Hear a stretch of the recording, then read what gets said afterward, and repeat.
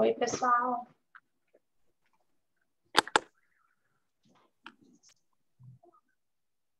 Olá, Eduardo, tudo bem?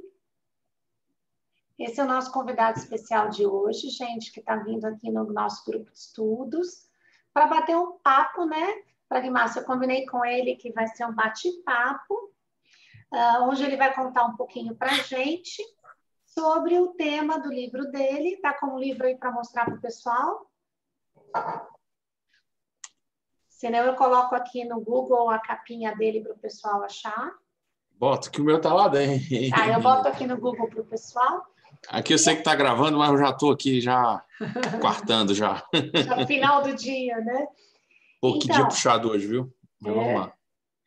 E aí, assim, a nossa ideia, Pragmácio, eles estudaram um pouco sobre a questão da análise econômica do direito, e a ideia de trazer você aqui para o grupo é exatamente fazer uma aplicação prática dessa teoria com o direito do trabalho. E o seu trabalho, nesse sentido, ele é um precursor, né? Porque você realmente fez aí uma análise prática quando você fala da questão da empresa, né? Uhum. Então, vou começar o nosso bate-papo aqui te fazendo a pergunta: como é que você escolheu esse tema para a sua tese e como é que você chegou na análise econômica do direito? Tá bom. Então, deixa eu dar o boa noite geral aqui. E aí, queria cumprimentar todo mundo na pessoa do Otávio. Grande Otávio, aquele abraço, viu? Estamos aqui entre amigos e entre colegas. E então, sem mais delongas aqui, vamos direto aqui para o assunto. Quando eu fiz o meu doutoramento lá na PUC, o meu projeto de pesquisa inicialmente era falar sobre família e trabalho. Como é que a gente ia conciliar família e trabalho. Já tinha levantado uma bibliografia enorme, tinha passado 2 dias em Portugal, lá sentado na Almedina, comprando um monte de livro, pegando as experiências espanholas, quando eu fui para a Espanha e tal.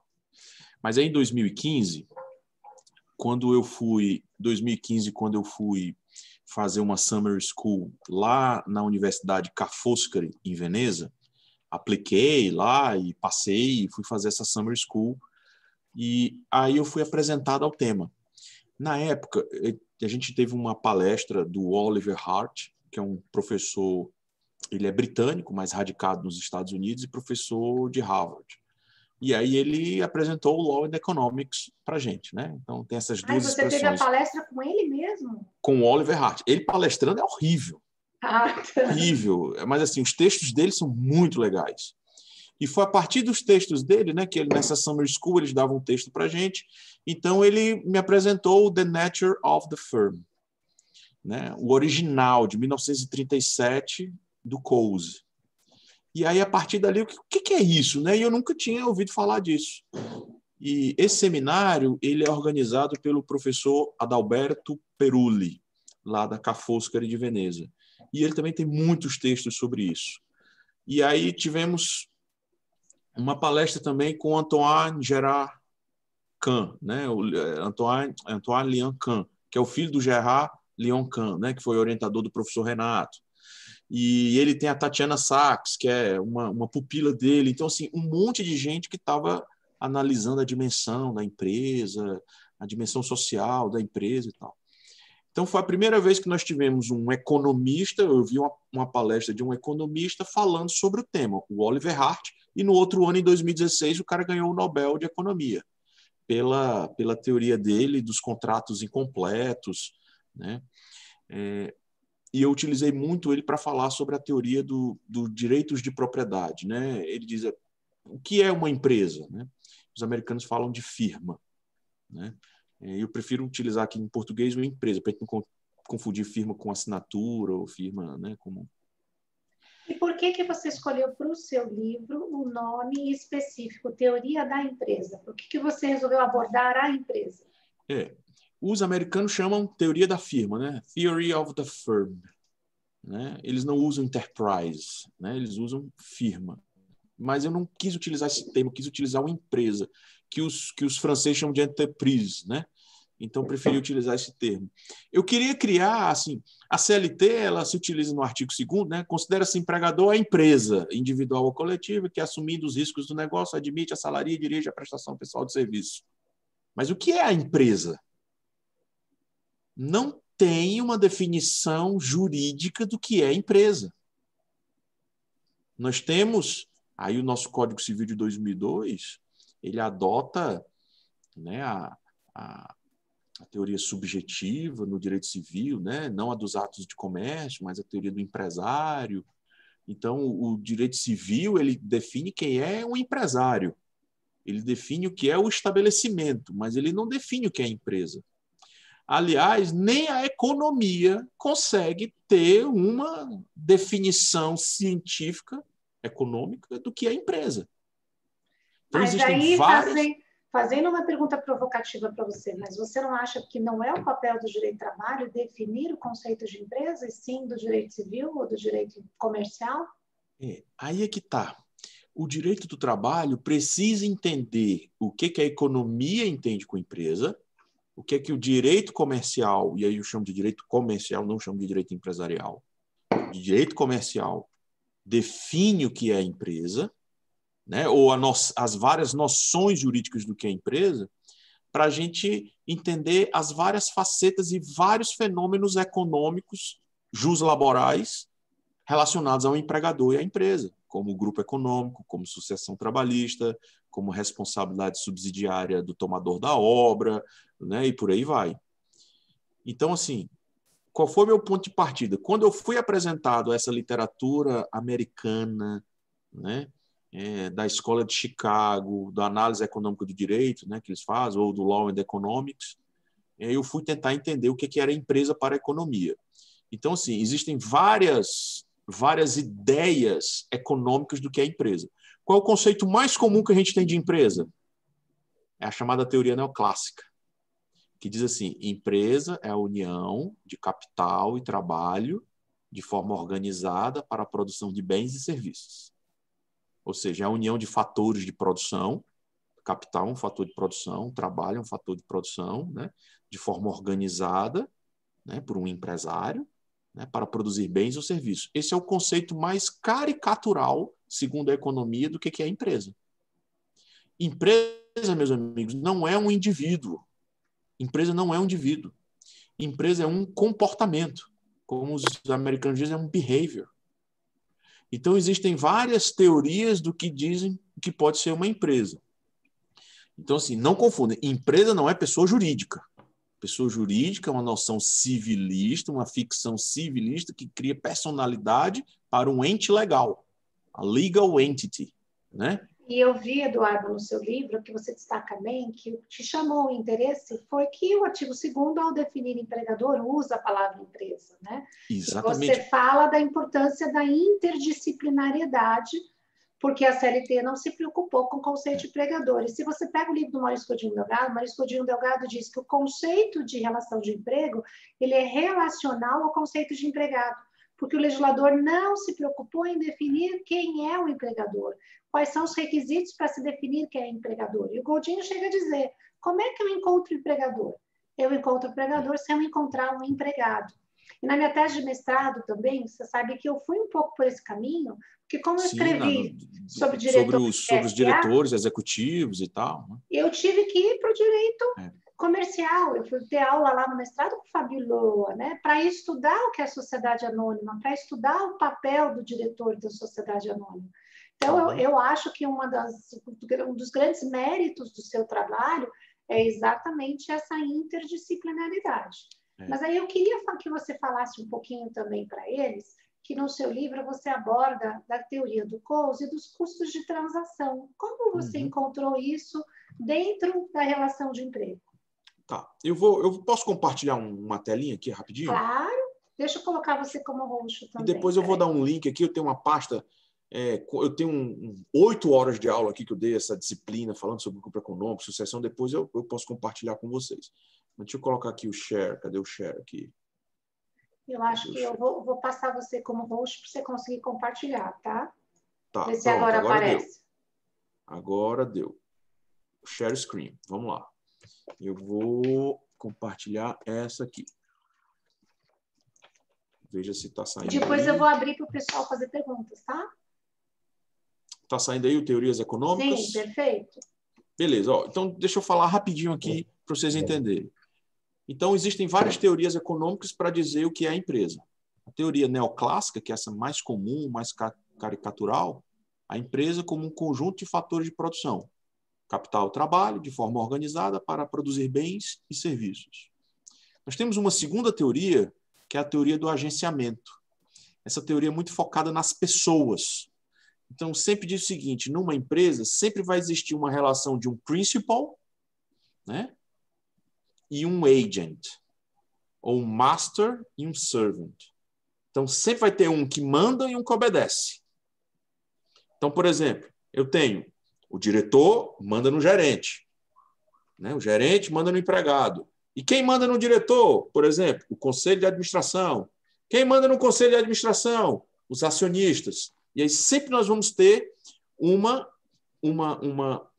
dentro de uma empresa, pessoas, e cada uma numa posição de master e de servant, de principal e de agent. Então, nessa teoria do agenciamento, sempre vai dizer o seguinte, o interesse do acionista é diferente do interesse de um administrador, de um gerente, de um diretor, que é sempre diferente, né, de um interesse de um empregado. Né? Então, essa teoria do agenciamento é muito interessante. Depois nós vamos ver o porquê. E aí, em 1937, veio Coase e trouxe essa transaction costs, a teoria dos custos de transação. Em linhas gerais, o que o Coase ele diz? Ele diz o seguinte, uma transação é uma operação, uma compra e venda. Então, ele pega um exemplo de uma mina de carvão. Então, ele diz, olha, eu sou uma mina de carvão e tem uma termoelétrica que compra o carvão para queimar o carvão e gerar energia. Então, uma termoelétrica, ela precisa do carvão. Comprar o carvão para queimar o carvão, gerar energia, é uma transação. Então, ele diz o seguinte, uma transação, ou ela é feita no mercado, e se ela é feita no mercado, ela tem um custo, e o custo é, sobretudo, da oferta e da procura, do livre mercado, mecanismo de preço, ou uma transação ela é feita sob autoridade e dentro de uma empresa. Então, uma transação ela é feita no mercado, contrato, mecanismo de preço, ou uma transação ela é feita sob o mercado, ou sob a empresa e sob a autoridade. E aí, o que vai definir se uma transação é feita no mercado ou se ela é feita na empresa? O custo da transação. E que custo da transação é esse? Aí diz, quando eu vou fazer uma transação, eu vou comprar o carvão para queimar. Eu tenho um custo de espalhar a notícia dizendo, ei, eu preciso comprar carvão. Aí vários fornecedores se apresentam para mim. Aí eu tenho um custo de escolher entre os fornecedores. Aí eu tenho um custo de barganhar o preço com o fornecedor. E eu vou fazer um contrato com esse fornecedor e daqui a 4 anos o meu contrato vai terminar. E aí, eu vou ficar na dependência dele? Esse fornecedor vai me dar um... Eu vou ficar no custo da oportunidade quando eu for renovar o contrato? Como é que eu vou procurar com outro? Aí, fechei o contrato com esse fornecedor, aí eu tenho um custo de manter esse contrato e o custo de obedecer esse contrato. Né? Então, ele diz, quando uma transação ela é feita no mercado, ela é feita fora da empresa.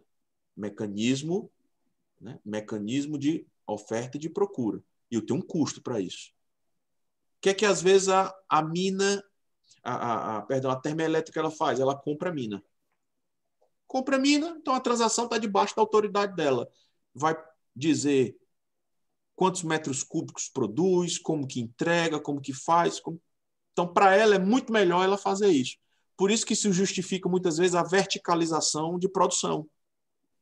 Às vezes, uma empresa que é, por exemplo, vende carne, né? Ela vende a carne Seara, mas ela está lá desde a produção da carne, lá na fazenda. Ela é dona da fazenda, dona do corte, dona da distribuição, ela é dona de toda a cadeia de produção. Então, essa teoria que foi de 1937, veja bem, 1937, quando Coase saiu da Inglaterra e foi para os Estados Unidos, produziu esse texto nos Estados Unidos, essa teoria só foi pegar 30 anos depois, mais ou menos. Mas ela mudou todo o esquema de entender o que era empresa. Aí, vamos lá. Depois vem uma teoria paralela a essa dos custos de transação, só para vocês entenderem, que diz o seguinte: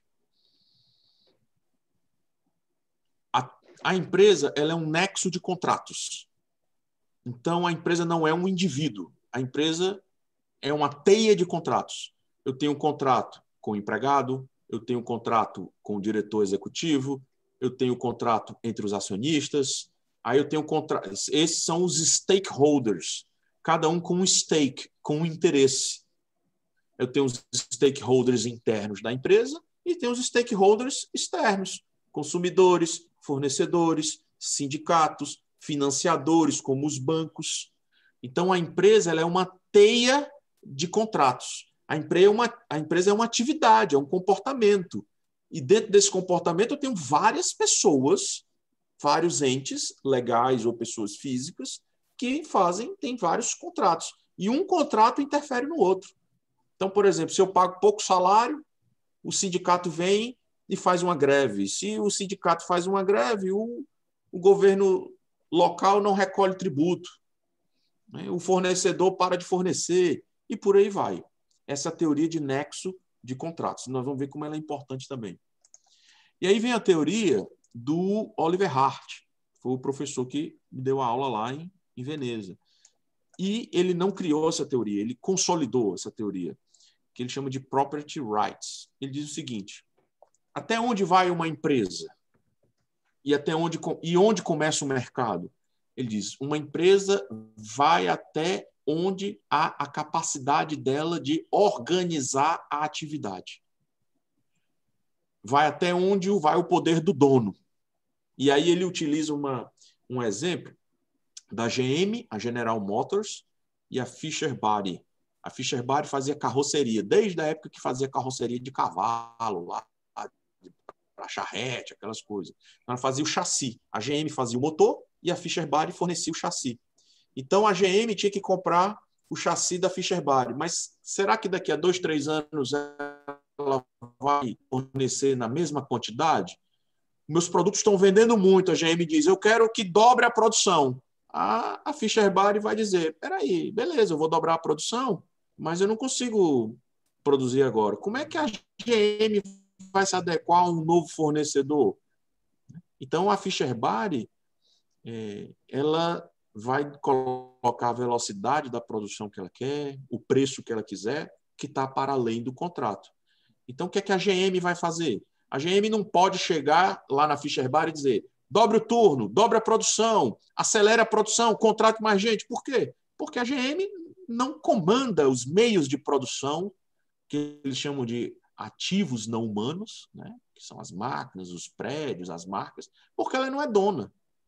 Então, quando você é dono de uma coisa, quando você é proprietário de uma coisa, você tem os direitos de proprietário. E aí você comanda do jeito que quiser. Ela é uma complementação, por assim dizer, da teoria do Coase.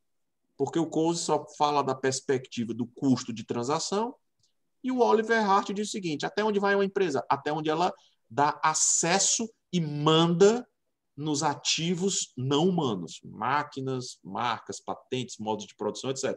Porque no ativo humano você não tem como mandar. O empregado é subordinado ao patrão, mas se o empregador disser o seguinte, ei, vai ali e trabalhe 2 horas, o cara vai dizer, não vou, ele vai ser despedido. Né? Mas o patrão não pode chegar lá e obrigar o cara forçado a trabalhar mais 5, 6, 7 horas, porque ele não vai conseguir. Essa teoria é importante para a gente explicar, por exemplo, como é que é o fenômeno da franquia. Né? Se eu compro uma franquia do McDonald's, pago lá 2 milhões de reais para ter uma franquia do McDonald's, eu pago para ter acesso ao quê? Aos fornecedores do McDonald's, a forma como eu vou fritar um hambúrguer, a marca, ao sistema contábil, ao sistema de venda, treinamento, tudo. Será que elas são a mesma empresa? Né? Interessante, Pragmático, que você traz também no seu livro o David Vail, né? Sobre a questão do ambiente fissurado. Mas imagino que por conta de discutir a questão das franquias, né? Dos demais Exatamente, que ele fala, né? Porque, veja bem, olha só, do ponto de vista econômico, eu tenho uma única empresa, McDonald's, formada por vários entes legais. O franqueador, o master, E o franqueado, o servant, um manda, o outro obedece. Ligados por um contrato, nexo de contrato. Né? E o master franqueador dá acesso ao franqueado a tudo o que o franqueado pode fazer enquanto dono. Mas eu não posso vender uma cajuína São Geraldo no McDonald's porque o contrato do McDonald's não deixa. Então, será que eu sou dono? Então, veja bem, eu tenho uma empresa economicamente ligada por um contrato com dois empresários. Um empresário que manda e um empresário que manda mais ou menos, né? Mais obedece do que manda. Então, economicamente, por que você cresce por franquias? Porque você cresce com capital alheio, não com capital próprio. Mas, do ponto de vista econômico, eles podem ser a mesma empresa. E isso pode gerar um novo tipo de responsabilidade para o franqueador. Se é a mesma empresa economicamente falando, mas com dois empresários, o franqueador pode responder pelo insucesso, né? E por débitos trabalhistas do franqueado, porque eles são ligados por um nexo de contratos. Então, assim, essa teoria, essas teorias econômicas, elas podem mudar como a gente vê a responsabilidade trabalhista. E aí, por fim, só para a gente também não perder muito tempo, o Simon Dicken, ele é um comercialista britânico. E aí ele diz o seguinte, com base em Ulrich Beck, ele fala da sociedade do risco. Então, ele diz, quando a gente fala de risco, eu não estou falando do risco econômico, de lucrar ou de ter prejuízo. Ele está falando do risco de causar dano a outras pessoas. Então, ele fala do enterprise risk. Então, ele diz, até onde vai uma empresa? Até onde ela tem risco da atividade dela. Então, é uma outra perspectiva. E o que ele está falando de risco? Ele diz o seguinte, quando eu tenho um risco de causar um dano, esse risco ele gera um poder. Quem controla esse risco, quem gera o risco e controla o risco, tem poder. Exemplo, Brumadinho. Eu tenho uma atividade que gera risco, que gera acidente. Quem controla esse risco? O próprio Brumadinho, a própria Vale. Então, se a Vale tem controle sobre isso e gera uma certa dependência econômica da cidade, uma dependência econômica dos fornecedores, isso gera poder. Isso muda toda a geopolítica do mundo. Então, o que ele fala? A minha internet aqui deu um instável. Será que deu uma travada aí? Acho que não, né? Então, o que ele diz? Até onde vai uma empresa? Até onde ela tem a capacidade de gerar risco para terceiros. E, por fim, a teoria do Asquini, que todo mundo estudou em direito comercial, os 4 perfis da empresa. O perfil subjetivo, a empresa enquanto empresário, o perfil... Né? Então, assim, a empresa que é uma atividade, a empresa que é um comportamento, ela se personifica no empresário. É uma parte pelo todo. E aí eu posso ter uma empresa, McDonald's, com vários empresários, os vários franqueados, várias pessoas jurídicas, todos eles no papel de empresários. Então, empresa é uma coisa, empresário é uma faceta da empresa. Eu tenho o estabelecimento, que é o perfil patrimonial, que o Asquini se refere. E quando eu falo de estabelecimento, eu falo de conjunto de bens e de conjunto de relações. Bens corpóreos, bens incorpóreos, carteira de cliente, marca, modo de fazer, know-how, né? Cadeia de fornecedores, tudo isso vale dinheiro. E tudo essas relações patrimoniais, essas relações econômicas e jurídicas fazem parte desse perfil patrimonial da empresa. Então, o estabelecimento não é o local onde a empresa se instala. O estabelecimento é o organismo instalado, patrimonialmente visto. Então, eu tenho o sujeito de direito, que é o empresário, eu tenho o objeto de direito, que eu posso comprar, posso vender, posso alienar, que é o patrimônio, o estabelecimento, e aí agora eu tenho o fato jurídico, a empresa enquanto uma atividade, o perfil funcional a que o Asquini se referia. Né? E a depender da atividade, se é uma atividade agrícola, se é uma atividade comercial, uma atividade industrial, eu posso ter vários estatutos jurídicos diferentes. E, por fim, o Asquini diz que tem um 4º perfil, que ele chama de perfil corporativo, a empresa enquanto uma instituição. O que é uma instituição? Uma instituição é um grupo de pessoas vinculadas a um poder. A igreja é uma instituição, um grupo de pessoas vinculado por uma ideia, por um poder. Um partido político, um grupo de pessoas vinculadas por um poder. Então, ele diz, a empresa, no perfil corporativo, ela é um conjunto de pessoas, que pessoas? Sobretudo, os empregados e os empresários, os patrões, vinculados, né, pela relação de trabalho e sob o poder do patrão, sobre o empresário, que é o chefe da empresa. Mas isso era numa concepção corporativista da Itália fascista, né? Porque esse perfil, esses 4 perfis do Asquini, que isso foi de um artigo muito famoso dele, de 1943, ele falava do Código Civil Italiano de 42. O que eu proponho é um 5º perfil para a empresa enquanto poder, que chamam de perfil político da empresa, que é o poder que perpassa o empresário, o estabelecimento, a atividade e a própria corporação, essa comunidade. Repare, a empresa ela é um microcosmos do Estado. Enquanto o Estado, né, tem um poder, que é o Estado, né, tem uma Constituição, tem súditos, a empresa ela é um poder, ela tem uma Constituição, que são os seus códigos de condutas, né, os seus estatutos e tal, e tem os seus súditos, que são os empresários, ou que são os empregados, né, e às vezes acionistas minoritários, etc. Eu preciso regular essas regras de poder. Mas o que eu tento evoluir o pensamento do Maurício Godinho Delgado, e aqui eu passo para o finalzinho aqui da minha apresentação, que é a teoria do Jeremias Prass, que também é um professor britânico. E deixa eu só colocar aqui para vocês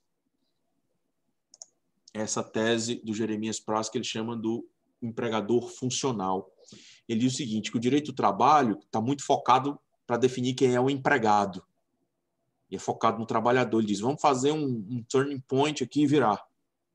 O direito do trabalho ele precisa entender quem é o empregador e quem exerce as funções de empregador. E aí ele fala das 5 funções. Ele diz, o empregador é aquele que tem poder para iniciar e terminar uma relação. O empregador é aquele que dá o trabalho e remunera o trabalho. O empregador também é aquele que recebe o trabalho e os frutos do trabalho. E aí vem a 4ª função, que é muito importante. O empregador ele organiza internamente os meios de produção. E a 5ª função, o empregador ele se responsabiliza pelas externalidades, né, pela responsabilidade civil para fora da atividade. Então, ele diz, geralmente, o nosso empregador ele exerce as 5 funções ao mesmo tempo. Mas existem certos empregadores, e às vezes que se dividem em 2 entes, como, por exemplo, na terceirização. Se eu saio daqui e vou me hospedar, por exemplo, no Hotel Intercontinental, ali na Alameda Santos, em São Paulo, poxa, estou chegando no Hotel Intercontinental. O prédio é de um fundo imobiliário. O hotel é uma franquia do Intercontinental. Os empregados são de uma empresa terceirizada, que presta serviços para o hotel. Quem responde pelo quê? O dono do prédio? A franquia que ensina os padrões de como deve se dobrar uma cama?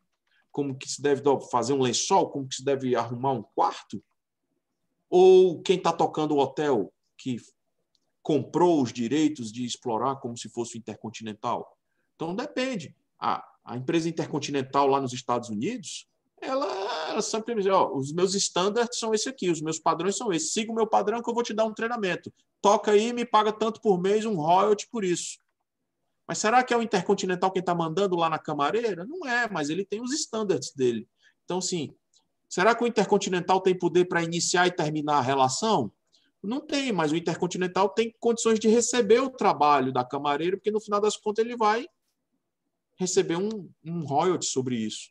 Então, o que o Jeremias Prass ele propõe é dar uma reviravolta no direito do trabalho e compartimentalizar a responsabilidade. Cada um que exerce uma função vai ter um tipo de responsabilidade diferente. Geralmente, o empregador ele exerce as 5 funções, mas pode ser que o empregador só exerça uma. E aí, olha que interessante. Se a gente pegar essas 5 funções do empregador, do Jeremias Press, que ele chama de... ele tem um livro muito legal que se chama Who is the Employer? Quem é o empregador? Porque lá na Europa é o seguinte, o empregador é quem está no contrato. Quem não está no contrato não responde. Aqui no Brasil é o seguinte, o empregador é a empresa é um ente despersonalizado. Aí, meu amigo, você responsabiliza o sobrinho, a conta de todo mundo, o cara que teve um nome emprestado. A gente não tem uma delimitação de quem é o empregador aqui. E aí, olha só, quem é o empregador? É aquele que, assumindo os riscos da atividade, né? Ou seja, o Enterprise Risk do Simon Deacon, né? Admite, poderes para admitir ou dispensar, assalaria e dirige a prestação pessoal de serviços. Ou seja, o que os europeus estão descobrindo agora quem é o empregador, a gente já tem desde 1943. Só que, às vezes, o que acontece? A gente não consegue delimitar economicamente quem é a empresa. E aí, consequentemente, delimitar a responsabilidade dos vários entes que estão na empresa. E aí nós temos várias figuras de organizações empresariais, terceirização, franquia, grupo econômico, consórcio de obras. Como é que eu vou delimitar isso? Então, entender economicamente as várias teorias da empresa pode mudar o tipo de responsabilidade que nós vamos ter nos vários arranjos empresariais. Por exemplo, um shopping center.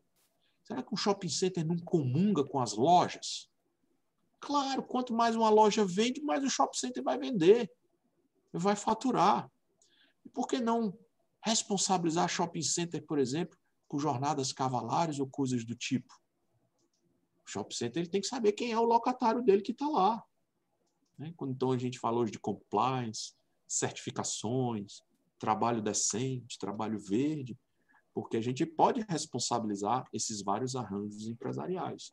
Então, o que eu quis fazer na minha tese foi apresentar essas várias teorias da empresa econômicas, pegar essa noção de empregador funcional. Alô? Está todo mundo te ouvindo. Estamos te ouvindo bem. Porque está todo mundo parado aqui na minha... Então, pegar essas noções de empregador funcional, botar isso num liquidificador e tentar criar uma teoria da empresa, que, na verdade, a teoria da empresa é um nome mais de marketing, por assim dizer, mas o que eu proponho é um novo tipo de responsabilidade para os vários arranjos empresariais. É mais ou menos isso, entendeu?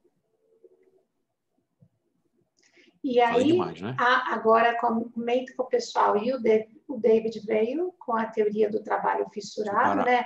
Fissured Workplace. Como que você atrelou a sua tese?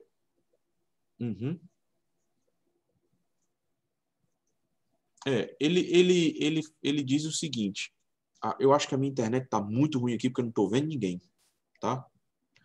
Mas a gente está te ouvindo, né? Estamos ouvindo bem e te vendo bem. Tudo certo. Tá. O que o David Weil, ele foi uma espécie de ministro do trabalho lá no governo Obama, um cara fenomenal. Então, ele utiliza essa expressão, né, o trabalho fissurado, é como se fosse uma rachadura nos alicerces do trabalho. Então, o que ele diz? Olha, o local de trabalho hoje não é mais aquele local que o cara saía da casa, ia para o trabalho, e lá no trabalho ele tinha um empregador bem definido, uma jornada bem definida, etc. Então, hoje, você vai como consumidor para o McDonald's, você não está comprando do McDonald's, você está comprando de um franqueado do McDonald's. Mas para o consumidor, você está comendo o padrão McDonald's. Você comeu um sanduíche em Fortaleza, em São Paulo ou em Nova York, o sanduíche é o mesmo. Porque o padrão é o mesmo, né? Então, ele explica o seguinte, por conta dos meios de comunicação mais eficazes, por conta da tecnologia, você consegue criar os standards, os padrões, terceirizar certas atividades que não são relevantes, como, por exemplo, a gente compra um iPhone, né? O iPhone ele é feito pela Foxtron em algum dos tigres asiáticos. A Apple não produz um iPhone no mundo. A Apple se preocupa com a concepção e, no final das contas, com a venda, porque também ela não deixa vender em qualquer canto. Então, que eles chamam de smiling curve, na curva de sorriso, para a Apple, tem mais valor agregado, ela ganha mais dinheiro, se preocupa no core business dela, que é conceber o produto e vender o produto. No meio, que é produzir o produto, manufaturar o produto, pode ser feito qualquer um, obedecendo às instruções, mantendo os padrões de qualidade. Então, ele terceiriza a atividade do produto. Então, uma coisa é o cara ser empregado da Apple se a fábrica fosse lá nos Estados Unidos ou se a fábrica é em Bangladesh. Obviamente, em Bangladesh, os padrões trabalhistas são muito mais baixos, né? Os direitos trabalhistas são muito mais baixos. Então, que responsabilidade a Apple pode ter, por exemplo, num incêndio numa fábrica lá em Bangladesh? É isso que ele tenta provocar. E ele tenta trazer uma visão econômica desse local de trabalho fissurado e desses padrões. E que esses padrões devem gerar um novo tipo de responsabilidade para as grandes empresas, para as empresas mães, como eles falam, né? Seria mais ou menos por aí, Adriana. Deixa eu desligar minha câmera para saber se não vocês... sei se você sabe, melhor. Mas quem gosta muito desse livro, do Fish at Workplace, é o professor Freitas, aqui da USP. Inclusive, numa das disciplinas aqui da pós-graduação no passado, eu estava acompanhando com ele como co-chair na disciplina, e ele propôs uma tradução desse livro para o português, exatamente pela importância, né, que essa obra tem, e é pensado sobre o direito americano, né? Nem é pensado no direito aqui no Brasil. Imagina quando a gente fizer essa comparação, né? Bom, agora, como a gente até... Eu tive o prazer, eu vi uma palestra do David Weil, que o Freitas trouxe, a Ana Virgínia também, que é daqui da Unifor. Isso! Que é colega dele também. A gente participou daquela entrevista, né? E eles estavam falando lá. Na minha tese, eu abri uma notinha de rodapé e fiz uma tradução literal de fissurado, para o pessoal também não entender que o cara estava doidão, fissurado, né? Se tivesse fumado algum ou cheirado outros, etc. Mas eu quis falar porque não é fragmentado, né? É aquela noção de trabalho está rachada. Rachada, né? Eu acho ela está rachada. E essa rachadura, essa fissura na pedra pode quebrar a pedra, né? Eu coloquei aqui no chat para o pessoal o livro do Fish at Workplace, do David Weil, e eu não sei se aquela apresentação ficou até gravada, lembra? Que foi bem bacana, junto com a Ana Virgínia, mas tinha outros convidados também, não era só ele, eu lembro que tinha uma advogada americana também muito boa, né? Bom, agora eu vou abrir, gente, para perguntas, curiosidades que vocês queiram fazer aí, porque eu combinei com ele 30 minutinhos, eu já vi que a gente até já passou um pouquinho, mas aí eu queria deixar aí para vocês um pouco essa oportunidade. Não, mas eu estou de boa. Alguém gostaria de fazer alguma pergunta? Eu vou compartilhar com vocês aqui a tela da minha pastinha aqui, tem um monte de coisa nela. Deixa eu ver se eu consigo aqui. A minha internet está meio instável aqui, segundo está dizendo.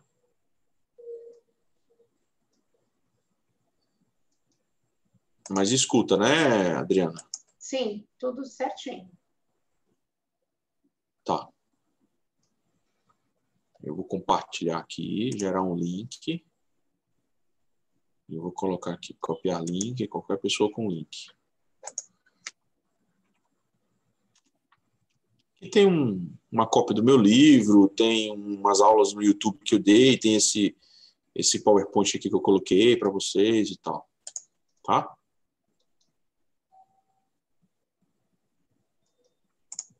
Estou dividindo aqui com vocês. Tá todo mundo travado aqui na tela aqui para mim, tá, Adriana? Não sei se... Não, mas está todo mundo aqui te ouvindo, viu? Pode ficar tranquilo. Para quem não sabe, o Eduardo é o mais novo membro aí da Academia Brasileira de Direito do Trabalho, né? Um amigo. É verdade, acabou de tomar posse aí alguns dias. Acabou de tomar posse, né? Uma belíssima posse aí, tive a oportunidade de acompanhar. Eduardo, parabenizar pela sua apresentação. E queria, eu estou lendo tanto o seu livro quanto o do André, sobre a intermediação do trabalho nas plataformas digitais. E observando essa questão da fissura, né, dessa rachadura nas empresas, o que você acha com essa implementação maciça aí das plataformas digitais? O que você acha que vai modificar isso nas empresas? Qual que é o impacto que isso vai trazer nas empresas, principalmente nessas empresas que estão utilizando as plataformas digitais? Olha só, Otávio, eu acho que essas plataformas, vamos pegar aqui o Uber, como é a mais famosa, a Rappi, iFood e tal, eu entendo que boa parte delas, elas são empregadoras dos motoqueiros, tá? Elas são empregadoras. Com base nessa teoria do Jeremias Praz, veja bem, ó, ela admite o cara, tem o poder para admitir e dispensar o cara, porque ela logo desloga o cara. Ela dá o trabalho para o cara, né, e remunera o cara. Ele vai dizer, não, quem me remunera é ele me dá 25%. Não, quem remunera é a plataforma. 3, ela recebe os frutos do trabalho do cara, né? Ela organiza internamente o trabalho, ela diz, ó, vá por aqui, vá por ali, use esse aplicativo, faça desse jeito, entregue uma balinha, abra o vidro, faça... E o mais importante, quem se responsabiliza é o motorista ou é a plataforma? A plataforma, ela cria riscos e ela cria externalidades e se responsabiliza por isso. Na visão do Jeremias Praz, ela faz as 5 funções do empregador. Então, a gente pode enquadrar muito perfeitamente no conceito de empregador da CLT. É quem, assumindo os riscos da atividade, a admite, a assalaria e dirige a prestação pessoal de serviços. Cara, olha que interessante. É o conceito de empregador. Por essa teoria encaixa então, em vez mesmo, da gente, né? Em vez da gente focar no empregado, ele tem habitualidade, ele tem pessoalidade. Não. Vamos focar. Ele é empregador? Ele é empregador. Então, assim, será que o conceito de subordinação ou de habitualidade, que são os 2 itens mais questionados, eles são da essência mesmo do empregado? Então, o que eu proponho aqui, até levei um puxão de orelha da professora Carla, a professora Carla disse assim, você mudou, virou a casaca, você está do lado agora do trabalhador e tal, porque eu sou um advogado empresarial, né? Aí eu disse, não, eu estou tentando aqui entender melhor esses novos fenômenos, né? Então, em vez de a gente olhar o direito do trabalho para o empregado, a gente tem que olhar o direito do trabalho para quem exerce a função de empregador. E as plataformas exercem todas as funções de empregador que estão no artigo 2º da CLT. Aí, no segundo momento, nós vamos qualificá-lo, classificá-lo em que tipo de empregado que ele é. Se ele é um intermitente, se ele é um avulso, intermediado, se ele é um on-demand e tal, aí são outros 500. Que direitos ele vai ter, são outros 500. Mas que ele é empregado, no meu entender, ele é. Até porque esse empregado ele tem a oportunidade de trabalhar simultaneamente para vários empregadores, né? Né? Então, o que a gente precisa é fazer um upgrade no direito do trabalho para sair daquela noção tradicional de um emprego, entra às 8, sai às 18, leva lancheirinha e sai, e mudar o direito do trabalho para proteger a dignidade de quem está trabalhando. Vamos focar agora quem é que exerce poder. Poder de iniciar, poder de terminar uma relação, poder de dirigir a relação, poder de assumir o risco. E o assumir o risco não é o assumir o risco do risco econômico. Vou lucrar ou eu vou ter prejuízo com a operação. Não é isso. O assumir o risco é risco de causar dano. Quem cria o risco e controla o risco tem poder. É desse poder que eu estou falando. Aí isso é que eu chamo de dimensão política da empresa, a empresa enquanto poder. Poxa, eu atendi, eu estou agora depois de 20 e tantos anos de docência, eu passei agora no concurso da Federal e me colocaram no núcleo de prática jurídica atendendo o povo. Olha, que legal. Está sendo um exercício agora assim de social, humildade, e de atender. Eu geralmente só atendo engravatado, você fala em termos em inglês e tal.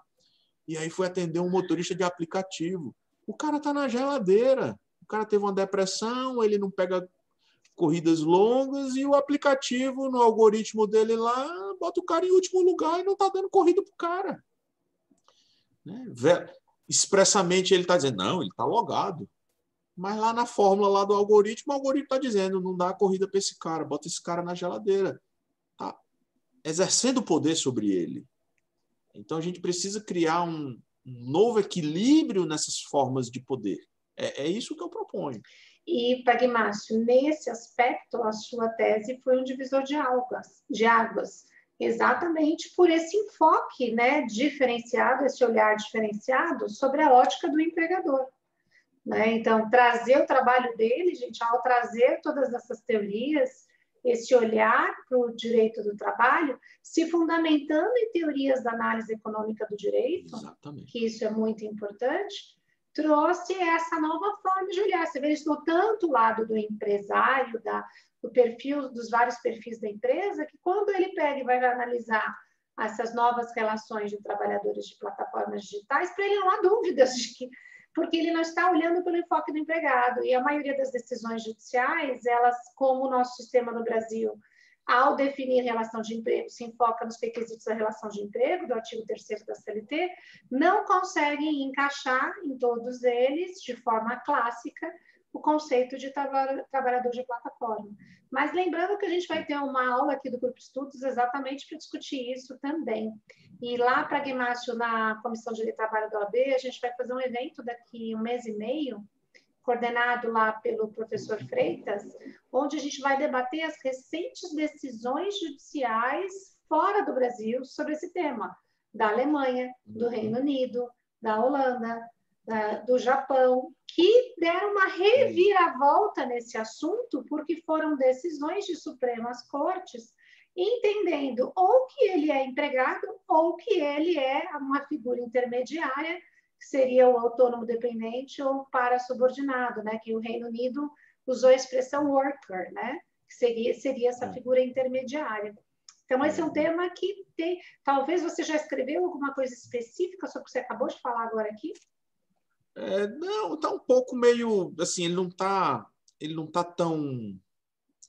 assim, específico no livro, né? Ele está diluído. Mas te recomendo, viu? Porque é um novo olhar sobre a questão que eu não vi ninguém ter até agora, né?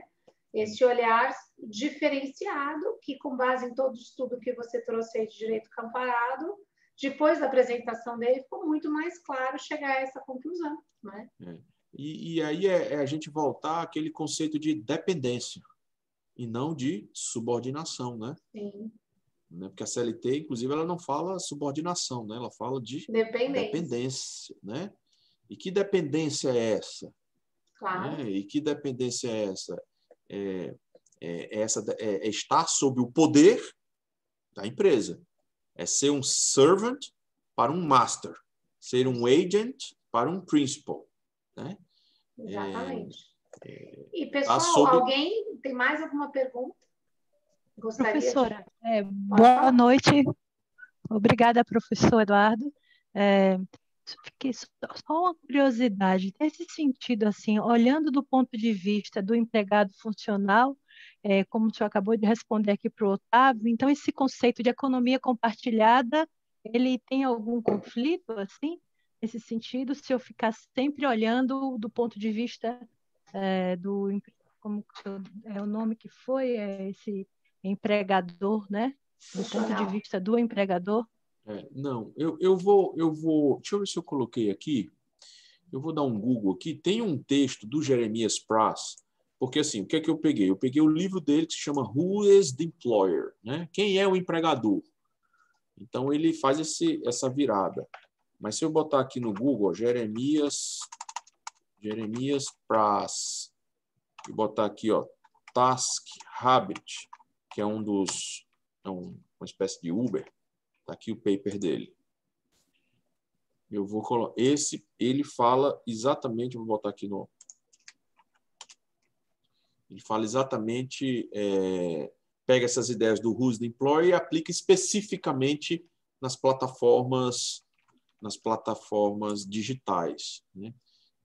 Mas dentro dessa economia partilhada, e até o Otávio pode mencionar, esse livro do André Zipper, para mim, hoje é um dos melhores livros sobre os trabalhadores de plataforma, porque existem 20, 30 tipos de trabalhadores quando a gente fala de uberização, porque talvez seja o mais famoso, mas tem trabalhador online, tem trabalhador offline, tem trabalhador que dita o seu preço, tem a plataforma que dita o preço. Então, assim, tem vários tipos de trabalhadores mediados por plataformas e várias condições dentro dessa economia compartilhada.